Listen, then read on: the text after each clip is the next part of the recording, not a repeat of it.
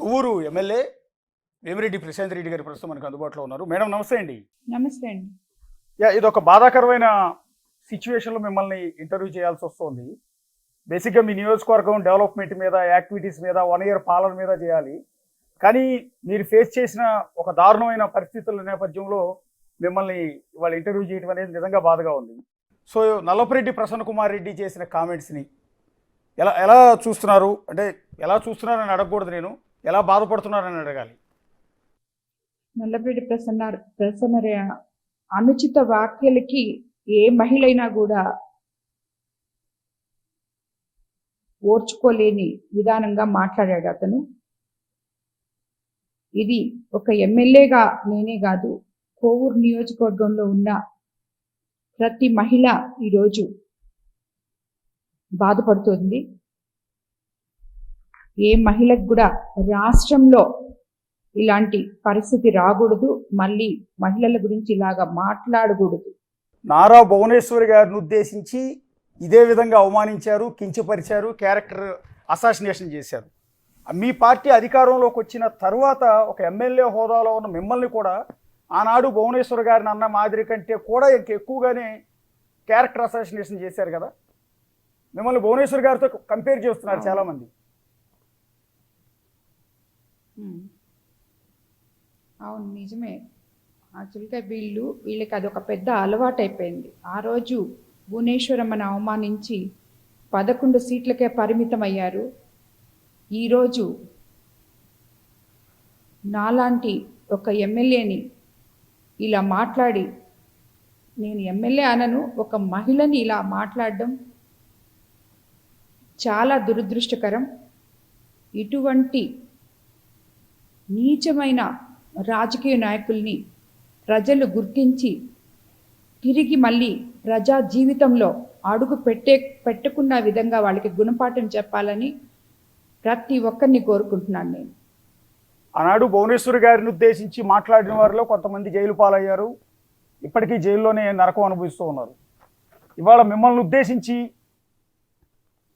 అంత దారుణమైన మాటలు మాట్లాడిన నల్లపురెడ్డి ప్రసన్న కుమార్ రెడ్డిని అంటే మీరు ఎలాంటి న్యాయం కోరుతున్నారు? ఒక మహిళగా, ఎమ్మెల్యేగా కాదు, ఒక మహిళగా ఎలాంటి న్యాయం కోరుకుంటూ ఉన్నారు?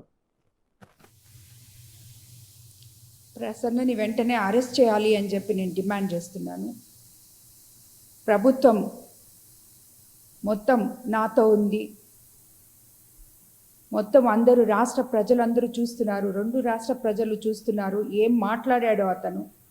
ఒక రాజకీయ నాయకురాలిగా, ఎమ్మెల్యేగా కోవూరు నియోజకవర్గంలో అవినీతిని నేను ప్రశ్నించినప్పుడు నువ్వు కూడా దాని గురించే మాట్లాడాలి. పొలిటికలైజేషన్ చేసినప్పుడు దాని గురించే నువ్వు మాట్లాడాలి. అంతేగాని ఇది వ్యక్తిగతంగా అని కూడా అనరు. అసలు అది ఏం భాషో, అసలు అతను ఏం మాట్లాడాడో నాకు అర్థం కూడా కాలేదు. అలాంటి నీచమైన భాష అతను మాట్లాడడం జరిగింది. దీనికి ఏ మహిళ కూడా అతన్ని క్షమించదు. అంటే మొట్టమొదటిసారి మీరు ఎమ్మెల్యేగా పోటీ చేశారు. పోటీ చేసినప్పుడే 54,000కు పైగా మెజార్టీతో అతన్నే ఓడించారు. అలాంటి వ్యక్తి నుంచి ఇలాంటి మాటలు పడాల్సి వస్తుంది అని అసలు ఎక్స్పెక్ట్ చేశారా? అంటే రాజకీయాల్లోకి మీ రాజకీయ అనుభవం కూడా తక్కువే కదా మీకు. రాజకీయాల్లో ఇంత నీచ స్థాయిలో ఉంటాయా? ఇలాంటి మహిళల్ని ఇంత దారుణమైన మాటలు అంటారా అనేది మీరు ఎక్స్పెక్ట్ చేసి ఉండరు కదా.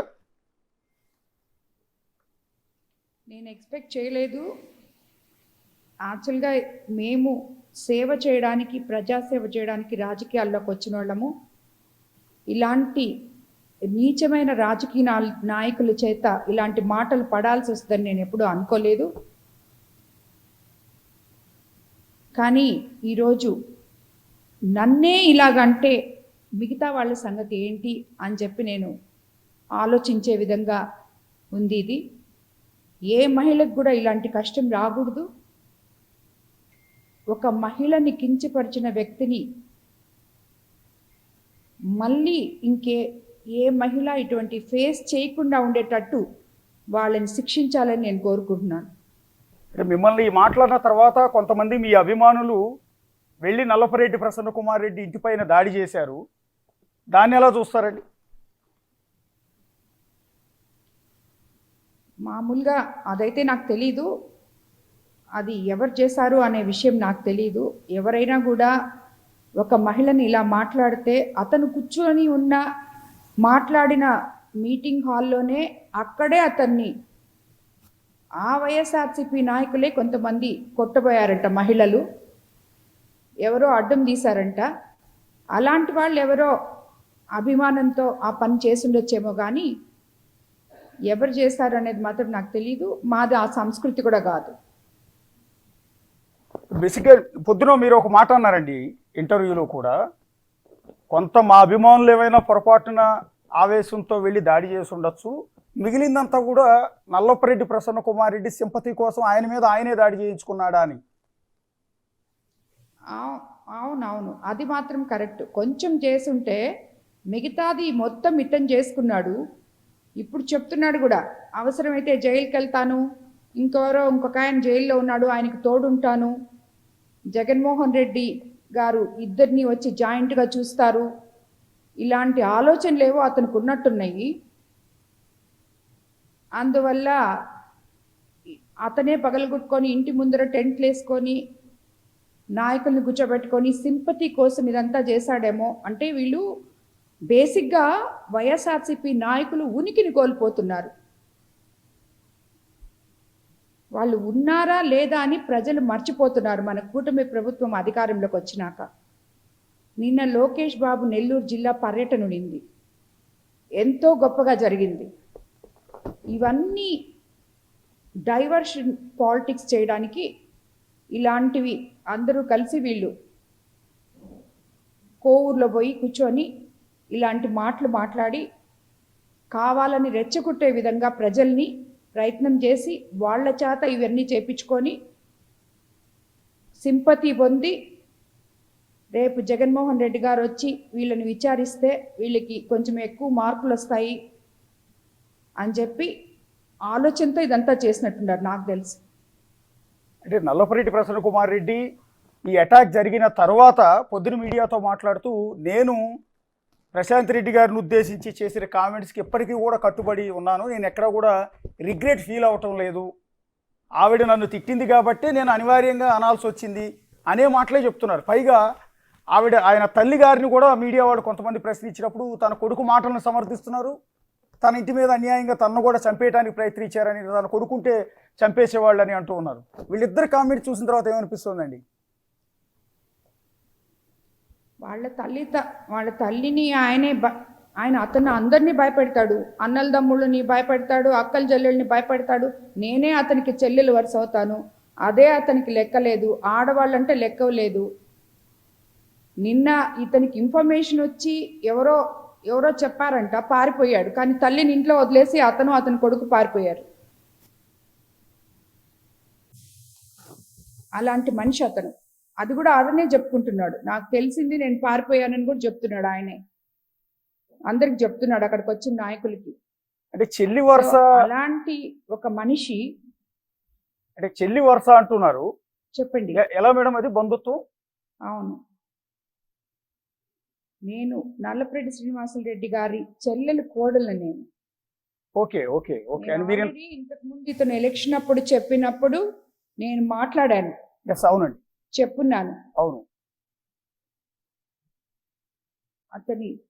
ఆయన మేనత్త కోడలని నేను విధివశాత్తు నా భర్త చనిపోయినందువల్ల అవివాహితుడైన వేమిరెడ్డి ప్రభాకర్ రెడ్డి గారిని నా కుటుంబ సభ్యులతో సహకారంతో వాళ్ళ అండతో నేను పెళ్లి చేసుకోవడం జరిగింది. దాని గురించి మాట్లాడుతున్న చెత్త ఇదంతా అతను. అది వ్యక్తిగతమైన అంశం కదండి. మీరు సమాధానం ఎవరికైనా మీరు సమాధానం చెప్పుకోవాల్సి వస్తే మీ కడుపును పుట్టిన మీ బిడ్డలకు సమాధానం చెప్పుకోవాలి, ఇంకా సమాధానం చెప్పుకోవాల్సి వస్తే మీ అత్తగారికి చెప్పుకోవాలి. వీళ్ళందరూ అంగీకారం ఉంది కదా. అదే ఈరోజు వాళ్ళకి ఎంత జ్ఞానం లేదంటే, ఇలాంటివన్నీ మాట్లాడుతుంటే ఒక మహిళను గురించి, ఆ మహిళకి బిడ్డలు ఉంటారని కానీ కుటుంబం ఉంటుందని కానీ ఇవన్నీ ఏమి ఆలోచించకుండా నీచంగా మాట్లాడిన అతన్ని నిజంగా కూడా ఏం చేసినా పాపం లేదు. ఇది విన్న తర్వాత మీ బిడ్డల నుంచి అట్లాగే వేమిరెడ్డి ప్రభాకర్ రెడ్డి గారి నుంచి రియాక్షన్ ఏమైనా ఉందండి? అంటే సహజంగా ఎవరైనా బాధపడతారండి. ఎవరైనా కళ్ళం నీళ్ళు వస్తాయి. మిమ్మల్ని అన్న మాటలు విన్న తర్వాత మాకే బాధ అనిపించింది.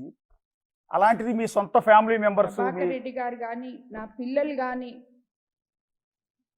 ఈ విషయంలో ప్రతి ఒక్కరము చాలా బాధపడుతున్నాము.